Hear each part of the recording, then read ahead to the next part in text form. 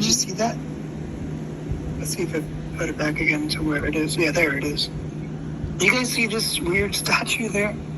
Yeah. Yeah. I don't know what that is. I don't know. It's really strange. But behind, it looks like behind him is another strange, like, yeah, A painting or something. yeah, like a painting. I'm wondering if that's him or if that's supposedly Muhammad. I've heard he's been at, he'll tell you if you look at all the videos that are out there that he's been at this for about 10 years and he's been raised up now for this time. The Pope died, who's the fake Pope. Now he's the real Pope apparently. He's definitely not the Pope. No. I know, but don't forget if you get a call, if the other Pope was wrong, and how many billions of people followed him, how many more are going to follow this guy, right? Yeah, this guy, he's just, you know what it is? It's funny. This is why I wanted to show you guys. There's always going to be somebody that will be lifted up and people will follow them. Because the main reason is because people like to have someone to see and worship. So people get more attracted to somebody that's like, yeah, exactly, deceived. Amen, Amy. Like, people want to be like in the presence of someone that they worship. So this is one of the reasons why they come up with this stuff, you know? And Pastor, isn't that the reason why Israel fell in the Old Testament? Because they wanted a king instead of God? That's one of the main reasons, yeah. That's one of the main reasons, exactly. And even today, I'm glad you said that, brother, because even today, why do people fall?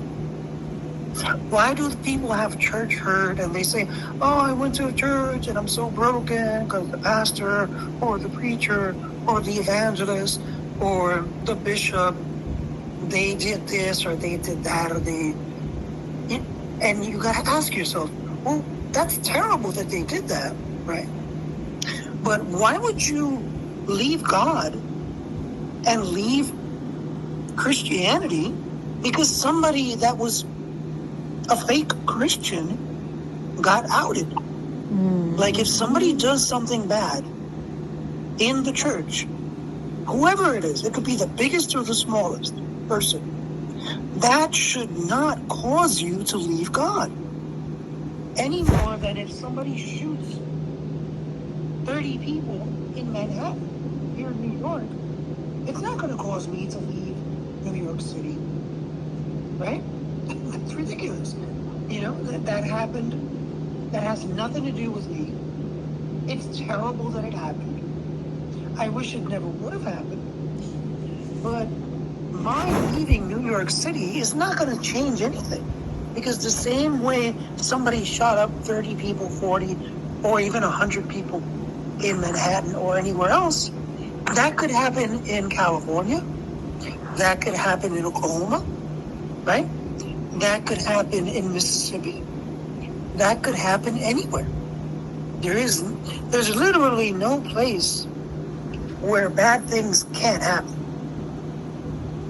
So you leaving, you know, for example, I live in New York City. If I left New York City because somebody was shot, even if they were shot 5 blocks away from my house, that's not a reason to leave. That's a reason to be worried, a little bit alarmed, right? But it's not a reason to leave New York and say, oh, I'm leaving. Oh, I can't take it anymore. I'm getting out of here. This is crazy.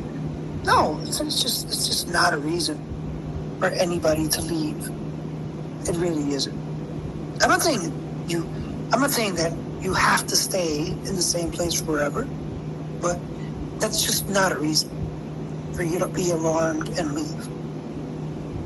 It really isn't. So I just want to hear one more thing this guy says, and then we'll